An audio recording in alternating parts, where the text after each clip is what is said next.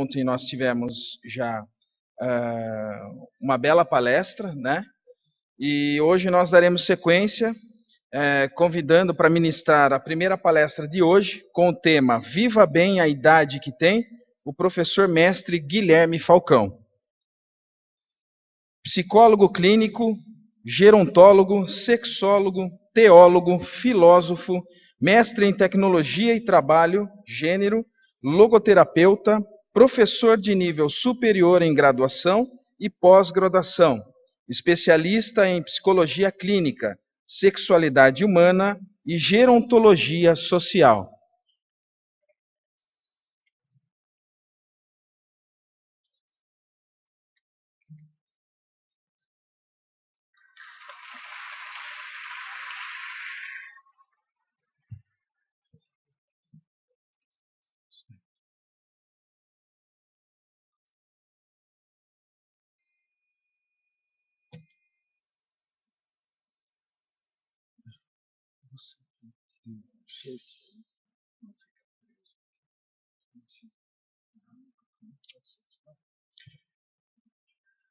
Bom dia a todos e a todas. Eu agradeço a doutora Marina, a Helga, presidente do Congresso, mais uma oportunidade de estar aqui. E ontem nós fomos blindados com uma excelente palestra e eu fiquei pensando com meus botões, e agora, o que é que eu vou fazer? E esse tema, Viva Bem a Idade que Você Tem, na década de 80, na abertura política no governo Sarney, ele, através do Ministério da Saúde, Dr. Renato Maia Guimarães, geriatra, que era coordenador do Departamento de Saúde, lá do Ministério da Saúde, na área de geriatria, nós criamos esse programa, Viva Bem a Idade que Tem. E esse programa, nós éramos consultores e éramos chamados em vários lugares do Brasil, da área da Sociedade Brasileira de Geriatria e Gerontologia, para que fizéssemos, obrigado, que fizéssemos folhetos sobre o tema. E nós fizemos 10 folhetos em 10 meses sobre sexualidade, alimentação, atividade física e outros. E esses folhetos estavam nos postos de saúde do Brasil inteiro. E Viver Bem a Idade que Tem, na verdade, é uma arte, porque o Jung falou que a gente tem a fase guerreira, que é a fase da juventude e vida adulta. Depois, aliás, tem as fases aprendiz, que é a juventude e uma parte da vida adulta. Tem a fase guerreira, que é a vida adulta. E tem a fase sábia. O Jung questiona por que tão poucos sábios, né? Ontem o Dr. Karnal falou muito sobre a idade da sabedoria, mas o Jung discorda um pouco, ele diz, por que tão poucos sábios? E é por isso que a gente vê gente, depois de 60 anos, fazendo tanta besteira, e alguns viram adolescentes, né? Que é uma mistura de adulto e adolescente. Por isso que a idade cronológica nem sempre é medida pela idade mental, emocional ou de maturidade. Às vezes uma criança tem uma sabedoria de vida, um adolescente, jovem, um adulto jovem, e essa família que está aí é a minha, e tem várias gerações nela. E a gente vê desde criança, a criança que não é sábia, o adolescente que não é sábio, o adulto que não é sábio, o jovem. E então, sabedoria não depende necessariamente de idade cronológica. A idade mental também é uma idade que às vezes depende da cronológica, às vezes não depende da cronológica. Essa idade emocional, hoje, muitas empresas e muitos lugares exige uma certa maturidade emocional para que as pessoas trabalhem, convivam. E no Brasil e no mundo, cada vez mais a gente tem percebido, no Brasil de modo especial, 3 grupos de pessoas: os sem terra, sem teto e os sem noção. O sem noção é o grupo que mais cresce no Brasil, né? Basta você ver, assistir um noticiário, você vê o que está acontecendo por aí, a gente dá para perceber que nem sempre as pessoas têm noção do que está acontecendo na vida. Diz o velho ditado: nós colhemos aquilo que semeamos, e ao longo da vida semeamos o bem, a esperança, a coragem, o bom humor, vamos colher isso no final da vida.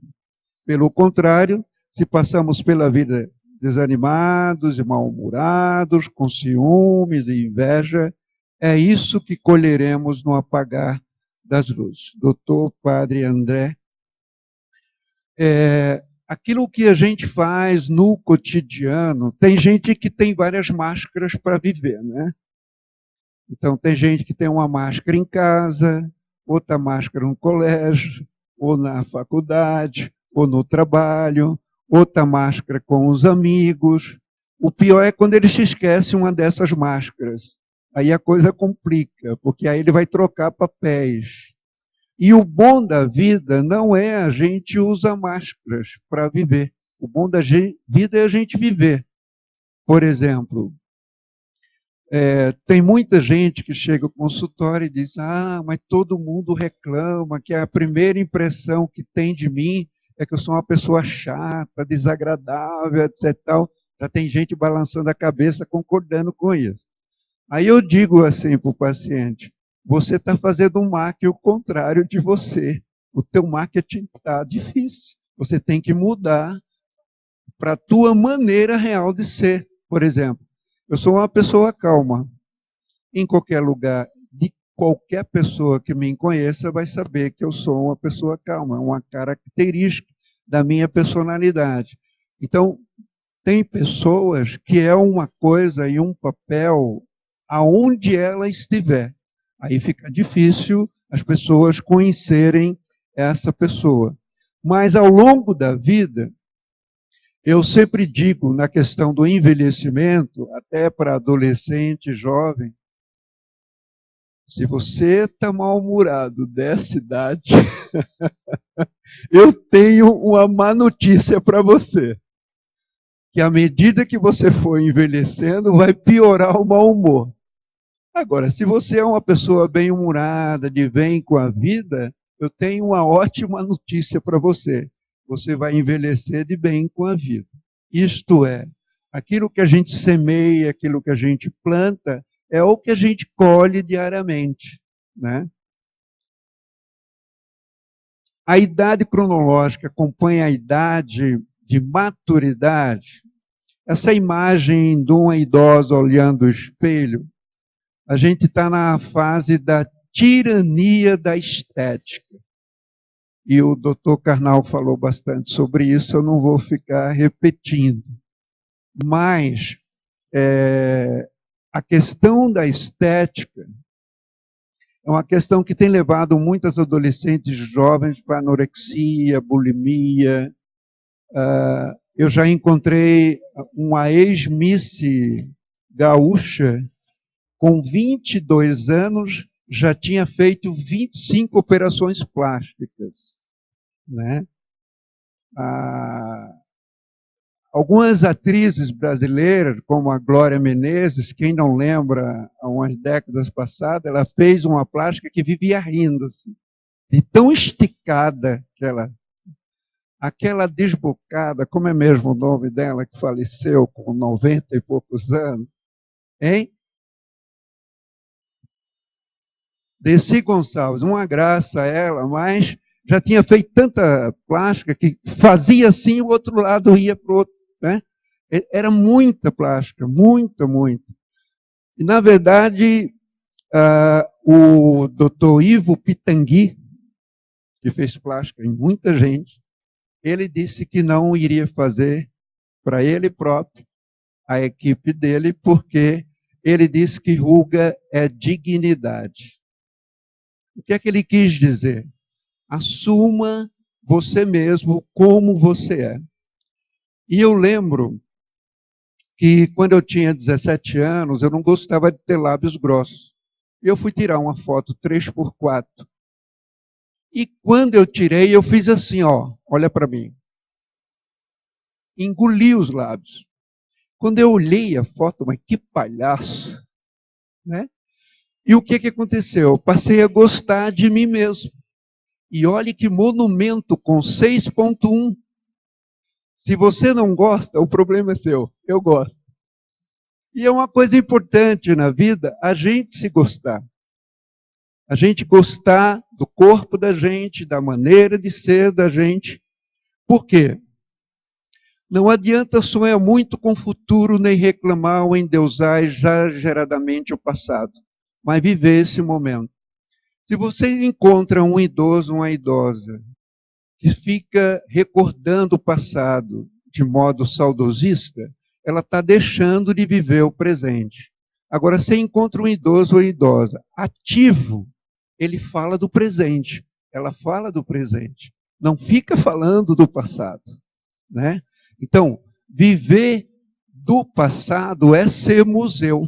Olha para a pessoa que está ao seu lado e diga, ó, não seja museu, né?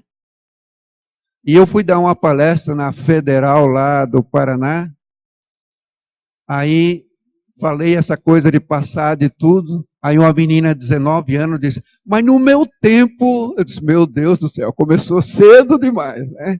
Começou cedo demais.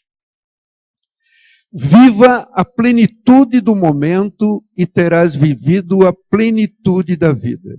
É viver cada etapa da vida plenamente. O poetinha Vinícius de Moraes, ele dizia, viver cada minuto como nunca mais.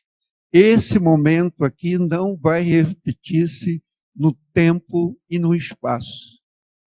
Por quê? É um momento único. E quando a gente vive intensamente o momento, a gente evita de fazer algumas besteiras, né? Por exemplo, essa fotografia aí, a notícia sai que esse idoso saiu de casa desse jeito e foi para o supermercado. Aí eu não entendo se foi uma coisa proposital, se ele estava com problema de demência mental, se ele é um gozador, mas não combina com ele tudo isso aí. Aí a gente vê que aquilo que o doutor Karnal falou ontem, os adolescentes, eles se vestem como adolescentes e se tornam ridículos, né? Assim como se você encontrar um adolescente vestido como alguém de 90 anos e com uma coisa fora.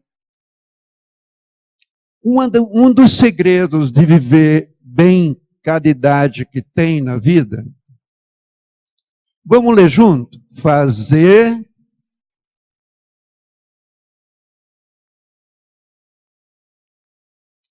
e o sábio Aristóteles, ele falou assim, felicidade é ter o que fazer, ter algo que amar e algo que esperar.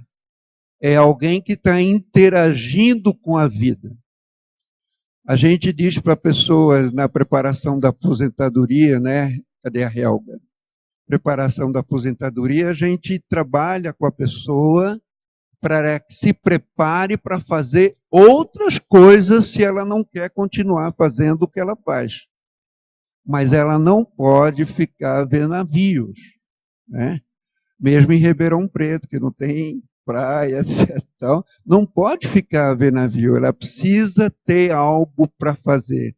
E algo para fazer na logoterapia é que essa coisa tenha sentido. Se você não precisa ganhar dinheiro depois da aposentadoria, vai fazer um trabalho voluntário. Tem tantos lares de criança, tem tantos abrigos de idosos precisando de pessoas voluntárias. Então, nesse sentido, esse algo para fazer precisa ter um sentido. Alguém para amar, ou uma missão, ou uma causa, mas o amor precisa mover a vida da pessoa em qualquer etapa da vida. Por que que a gente gosta de pessoas de bem com a vida? E nem sempre são pessoas ricas, nem sempre são pessoas supercultas, nem sempre são pessoas isso e aquilo. Quantas pessoas são pessoas simples e são de bem com a vida? Elas amam o que faz. Por quê? Porque o amor não é só amar o que faz, é amar as pessoas, é amar a si mesmo, para aqueles que acreditam é amar a Deus, e algo a esperar. Se eu faço alguma coisa com sentido, se eu amo, eu espero frutos. Eu estava dizendo ontem para um grupo aqui, que o bom da vida é a gente fazer o bem e não esperar um obrigado. E quando o obrigado vem em agradecimento, eu fico até emocionado, às vezes, porque eu não espero que a pessoa agradeça. Eu faço. Eu faço aquilo que está ao meu alcance fazer. Ser ensinável. Tem uma história que eu vou contar. Um rei aniversariou e um súdito quis dar de presente ao rei algo. E ele procurou um sábio. E o sábio pediu 24 horas para pensar um presente para o rei. Uma lição para nós. Sábio que é sábio não diz as coisas na mesma hora quando perguntam para a gente. Olha para a pessoa que está ao seu lado e você aprendeu isso? Tá. No dia seguinte ele foi e o sábio disse, você vai dar um anel para ele. Mas o rei tem tudo, eu vou dar um anel. Esse anel é diferente. Você vai escrever no anel, isto também passa. Quando o rei estiver todo orgulhoso, o reino vai bem, tudo está próspero, pede para ele lá na gaveta tirar um anel, olhar o anel e ler em voz alta 10 vezes, isto também passa. Quando o rei estiver num andal, as coisas não andam bem, ele está triste, angustiado, não sabe o que fazer com o reino, pede para ele ir lá na gaveta, olhar o anel e ler 10 vezes, isto também passa. Tudo na vida passa. Aí eu fui falar isso para uma paciente, ela disse, doutor, o senhor não tem esse anelzinho para vender, não? Eu ia fazer muito dinheiro com um anel desse, viu? Então, isto também passa. Passam momentos felizes, passam momentos tristes, passam... Por quê?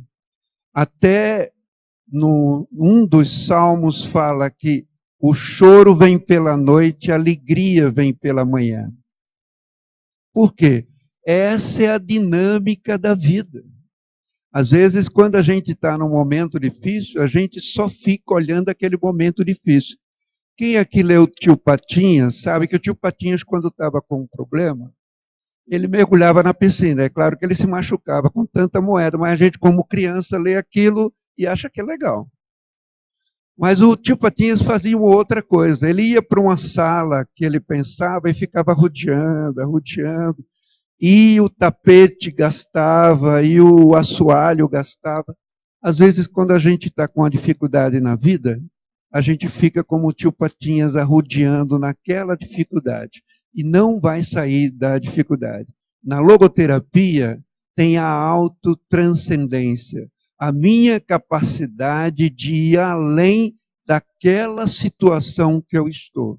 Quando eu consigo olhar de longe aquela situação, aí eu supero aquela situação. Ser ensinável é uma das melhores coisas na vida. Estava conversando com o Dr. Paulo hoje pela manhã. Como é bom a gente sempre estar aprendendo. Como é bom a gente ser ensinável. Como é chato a gente achar que sabe de tudo.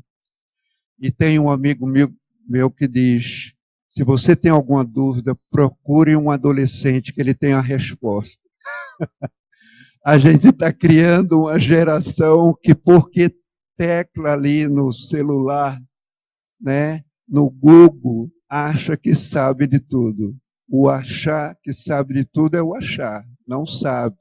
E cada vez que eu estudo mais pesquiso, eu repito o que o Sócrates falou: só sei que nada sei. Quanto mais a gente estuda, só sei que nada sei. Como superar a arte de reclamar da vida? Olha essa imagem. Agora me diga, qual o seu problema? Olha a imagem, pense em você. Essa criança está superando ela mesma. Outra imagem aqui. A vida é superação, quando cultivamos aquilo que é em nós, que já nos deu muitas vitórias. Aqui é outra imagem de superação.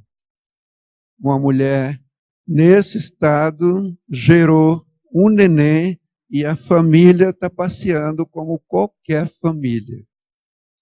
Será que esses exemplos não fazem a gente refletir mais que a gente está virando alguém muito chorão na vida, muito reclamão, né? Eu lembro uma vez numa igreja, eu cheguei para um adolescente e disse: oi, tudo bem? Tudo bem. Tudo bem mesmo? Tudo bem. Você tem certeza? Então a minha questão é assim: não pergunte 2 vezes a pessoa se ela está bem.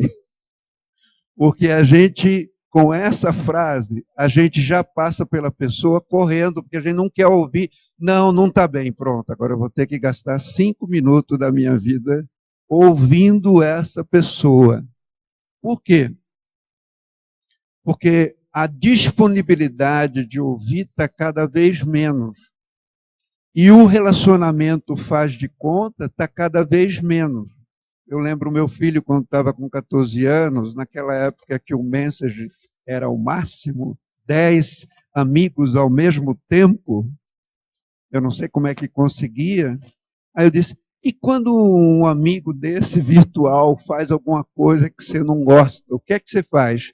Ele disse: eu deleto. Pronto, resolveu.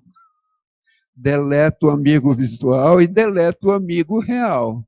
Então a gente está numa geração de muita intolerância, esses atos de racismo que estão acontecendo, todas essas coisas que estão acontecendo, a gente está cada vez numa sociedade insegura, intolerante, ninguém aguenta mais ter paciência com ninguém. Então, a arte da superação é também não só eu superar as minhas limitações, mas aprender que outras pessoas também têm limitações. E eu não sou Deus para querer que a pessoa seja minha imagem e semelhança, porque nem Deus quer isso da gente. Cultivar a força e não fixar-se na fraqueza. Isso é uma tônica da logoterapia para viver bem todas as etapas da vida. Você tem que mapear teus pontos fortes, pontos fracos. Os teus pontos fortes você vai ampliar. Os pontos fracos coloca como meta. Não reclama, não fica reclamando. Se você não sabe inglês, vai estudar inglês. Eu não sei inglês, por isso que eu não vou para Estudantes Sem Fronteira, por isso que eu não vou para tal coisa. Não, vai estudar inglês. Se mexe, faz alguma coisa. Para de reclamar. Essa força está em cada um de nós, segundo a logoterapia. Por quê? É a capacidade que a gente tem de superar situações complicadas na vida. Viktor Frankl, depois de 3 anos e meio, campo de concentração variado, ele saiu dizendo: a vida tem sentido em toda e qualquer situação. Então, nesse sentido, a força está na gente, a força não está no outro. O outro pode facilitar, extrair essa força que está na gente. E a alegria. Tem N pesquisas do Doutores do Riso, como isso mudou a vida de criança em hospitais, Como ontem, a palestra de ontem foi cativante, porque a gente riu o tempo todo na palestra, ele mexendo nas feridas de todos nós, de adolescente e idoso, e a gente rindo. Então, o bom humor faz parte da logoterapia, e nós brasileiros fazemos piadas de quase tudo na vida. Isso tem um lado positivo. Isso tem um lado positivo. A alegria, ela dá um alento para a gente. É só a gente ficar com a cara de paisagem que a pessoa diz assim, o que é que você tem? Né? Só basta paisagem, quanto mais uma cara triste. Mas a alegria, o bom humor, é a capacidade de preservar a sanidade, é a capacidade de preservar a condição de trabalho, a condição de estudo, e esse bom humor, lá no Instituto nosso de Psicologia, a gente trabalhou num prédio que a gente ouvia a risada do colega dos outros consultórios, e eles ouviam a nós. Porque quando a gente consegue rir com o paciente, o Alport, ele disse que quando o neurótico ri de si mesmo, já está melhorando. Fala para a pessoa que está ao seu lado, parabéns. Celebrar os ganhos e agradecer as perdas que proporcionam esses ganhos. Essa é uma metáfora muito boa. Vamos ler junto? Uma ostra.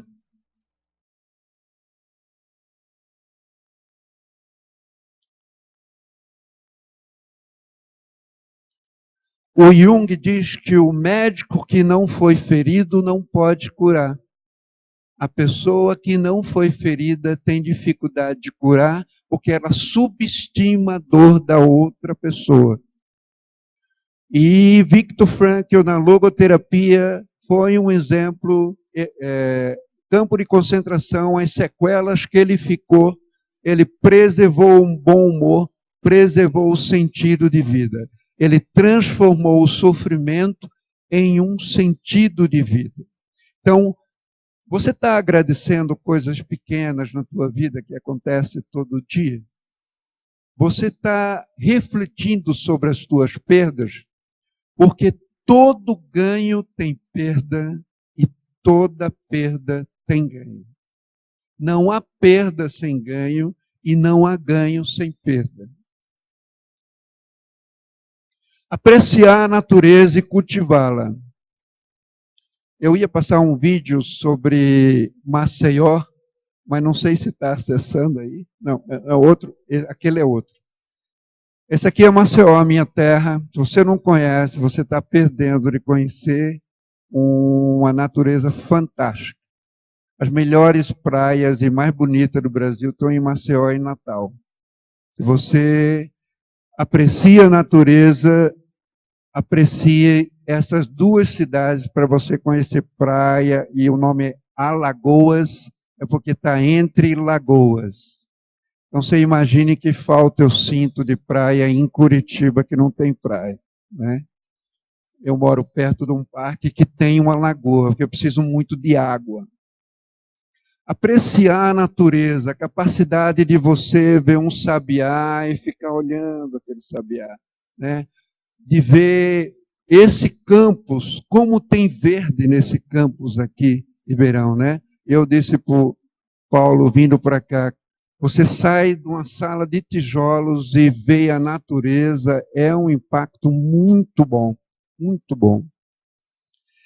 Ter fé em Deus e esperança na vida, para quem acredita. Para quem não acredita, vai ter fé no próprio trabalho, vai ter fé em si mesmo, vai ter fé na família, vai ter fé numa série de coisas. Agora, tem ali uma pesquisa do Hospital Albert Einstein, aqui de São Paulo, do efeito da fé na melhora dos pacientes. Tem muitas pesquisas, você vai no Dr. Google, tem muitas pesquisas, o quanto a fé afeta positivamente na doença e na vida comum. Então, a gente vive num país que tem um ranço positivista contra a religião nas universidades, de modo geral. Eu já fui para um Mercosul, lá em Buenos Aires, de logoterapia, onde vários autores citam a Bíblia naturalmente. Se você for citar no meio universitário hoje, a Bíblia aqui no Brasil, você é tido como alguém quadrado, fundamentalista e etc. e tal. Eu queria passar um vídeo. Viva bem todas as etapas da vida. A coisa principal é relacionamento. E relacionamento intergeracional. Esse vídeo é uma amostra de como a gente pode se relacionar bem ou se relacionar mal. E como esse idoso chegou onde chegou e como o filho dele chegou onde chegou. Preste atenção a esse vídeo aí. Pode apagar todas as luzes.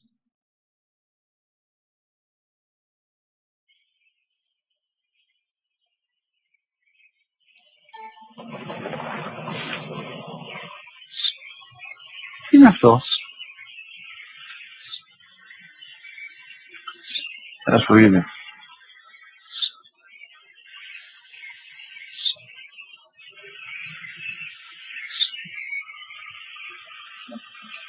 Τι είναι αυτό?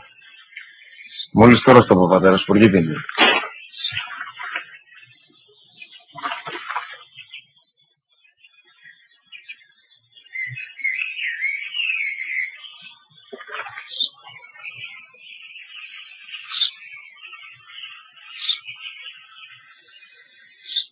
Τι είναι αυτό? Ένα σπουργίτι είναι, πατέρα. Ένα σπουργίτι. Σπουργίτι!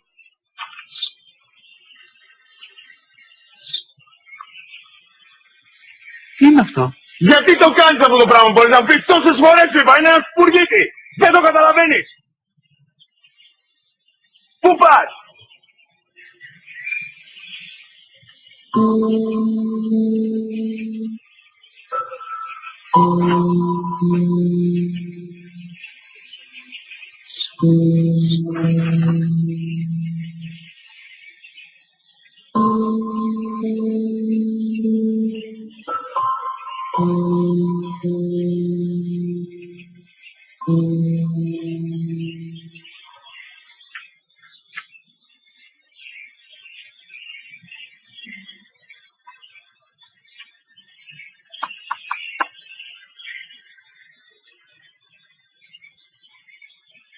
Δυνατά.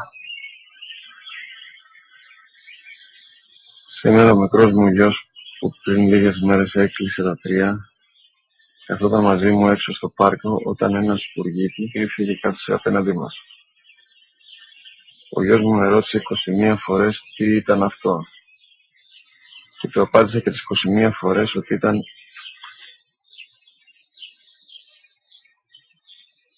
ένα σπουργίτι. Τον αγκάλιασε τρυφερά και τις 21 φορές που μου έκανε την ίδια ερώτηση, ξανά και ξανά, χωρίς να εκνευριστώ, νιώθοντας στοργή για το αθώο μου αγοράκι.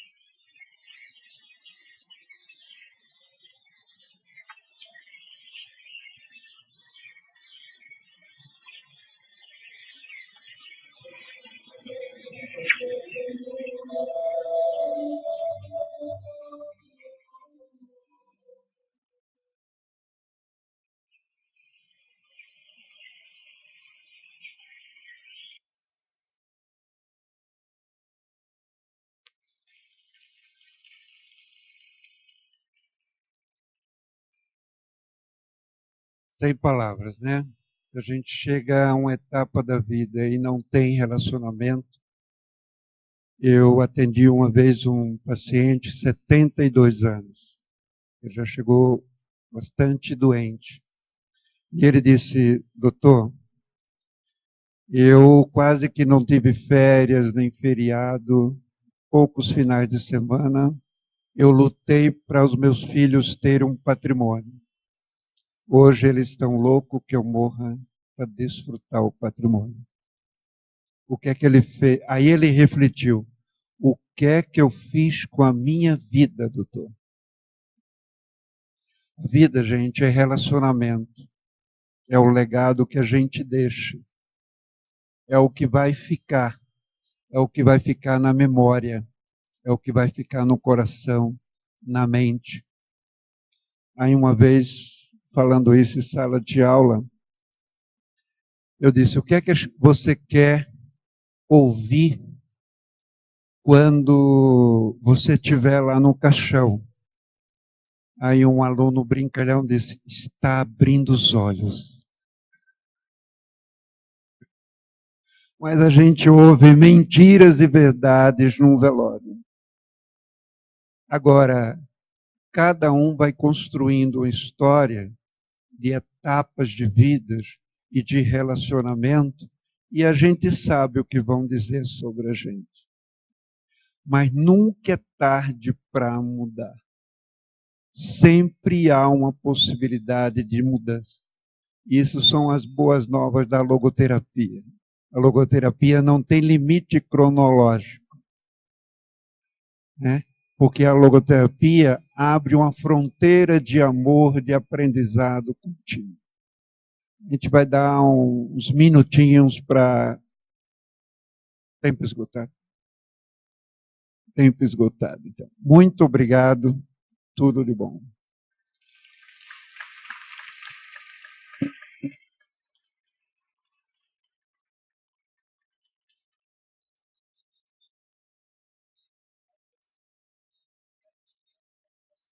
Tem a mão, porque as nossas assistentes vai levar o microfone até vocês, tá ok? Para que todo mundo ouça a sua pergunta, tá ok? E vou pedir a gentileza do pessoal da técnica a acender a luz da plateia, por favor. Um de cada vez.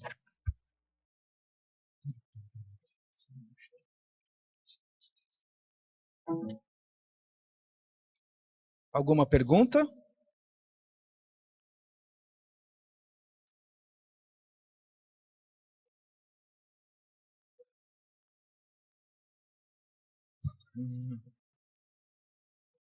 A minha dúvida fica, se foi muito claro, ou se ninguém entendeu.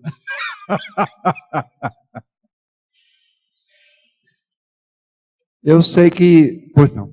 Tem ali, ó.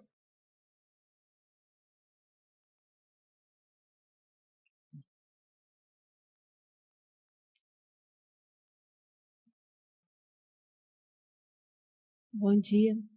Professor, eu queria só... O senhor comentou sobre o programa Viva Bem a Idade que Tem, que vocês lançaram, vários folhetos informativos. Esse programa, ele continua ou ele foi finalizado? Isso parou lá na década de 80. Mas a gente pode até, Marina, escanear e mandar para o Congresso para disponibilizar. Um folheto muito simples, direto, mas com temas do cotidiano do idoso. Né? Doutor Paulo, lá, ó.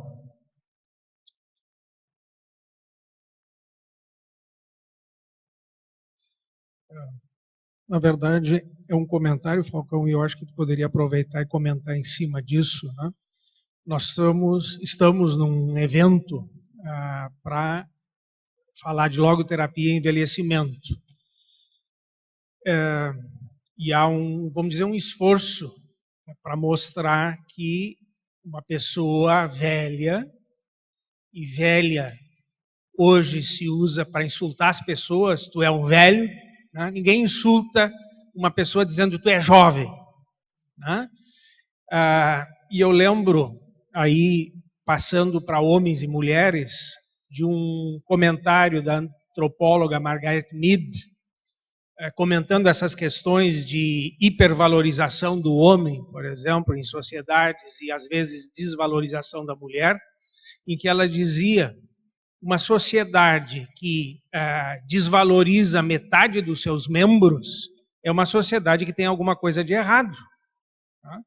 Então, eu acho que o esforço do Frankl é no sentido de valorizar a pessoa humana, em qualquer faixa etária que estiver. E aí entra bem o que tu disseste. Viver bem a vida, com a idade que tiver. Obrigado, Paulo. E eu lembro que o Frankel, com 62 anos, tirou o brevet de piloto, escalava montanhas.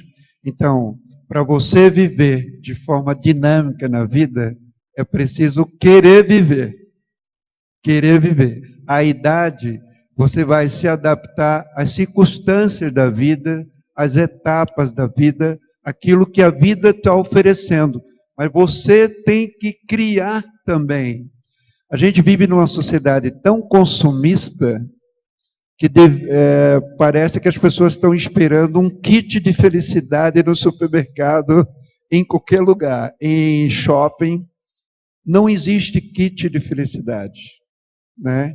Ontem eu estava falando numa oficina de sexualidade e eu lembrei que tem 1000 livros sobre como fazer sexo. Tem poucos como amar. Tem poucos como caminhar junto. Tem poucos como paciência para caminhar junto na etapa da vida amorosa.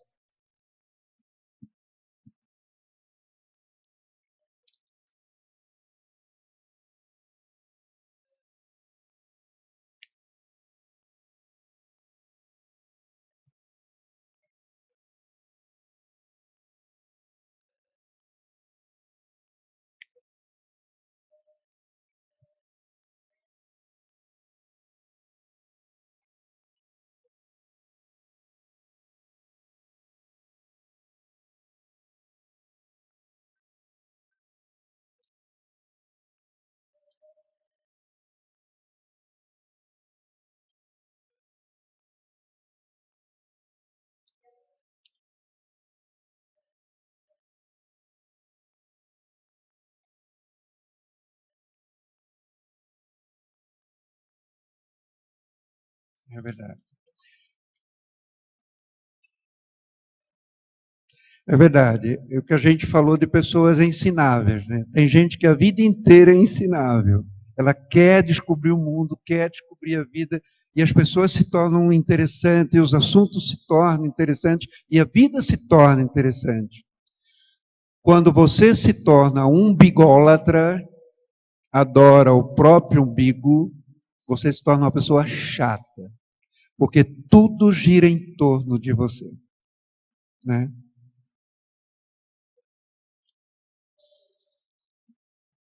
Pela cronologia, ele passa para ele, depois o Carlos fala.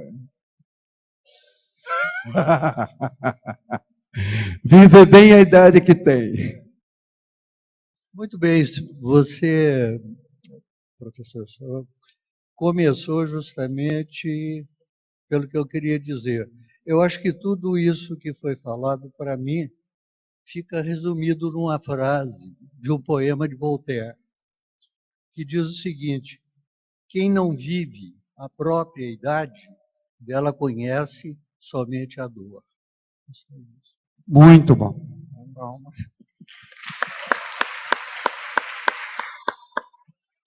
Nós abriremos para mais 2 questões, por questão do nosso cronograma. Primeiro lá atrás, depois a senhora aqui de vermelho. Doutor Falcão, eu trabalho com um grupo de idosos, né, de acompanhamento em domicílio, e eu noto uma situação onde o idoso é obrigado a envelhecer. Que a família chega uma hora, tira o idoso da sua casa, leva para outra casa de um filho e transforma esse idoso como se fosse num bibelô, porque mamãe não pode fazer nada, eu não deixo ela fazer nada dentro de casa, ela não pode sair na rua porque eu tenho medo. Então fica uma situação, né, que muitas das vezes você vê aquela pessoa idosa, ainda com uma vitalidade muito grande, mas sendo tratada pela família quase como objeto de decoração, né? E isso é uma coisa que preocupa muito, porque às vezes não depende da própria pessoa em si, mas de todo um contexto familiar que ela... Como é que se lida com... 2 coisas paralisam a vida do idoso, né? São os maus tratos, isso é universal, e os bons tratos exagerados. Aí eles ficam super preparados, não sabem mais o que fazer. Eu lembro, no outro lado do fio, o Michel, quando tinha 1 ano e pouquinho, ele era meio estabanado, então ele vivia caindo. E a gente achava graça e batia na mesa, batia na poltrona, que estava atrapalhando ele cair. Depois espera, Michel, você está caindo porque você não está tendo cuidado quando anda. O idoso em casa também, super protegido, não pode buscar uma água na cozinha. Esses bons tratos exagerados não estão fazendo bem para ele. A gente vive numa sociedade que você é o que você faz. Se você não faz mais nada, você é a nulidade. Aqui, né? Embaixo agora. Aqui.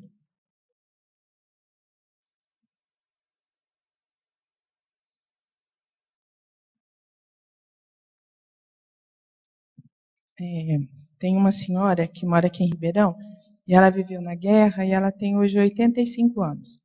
E a gente já se conhece há algum tempo, e ela é uma graça. E ela tem uma coleção de tios, ela é alemã, que eles se reúnem lá e fazem festa nos castelos medievais, e eles são tio da senhora que tem 80.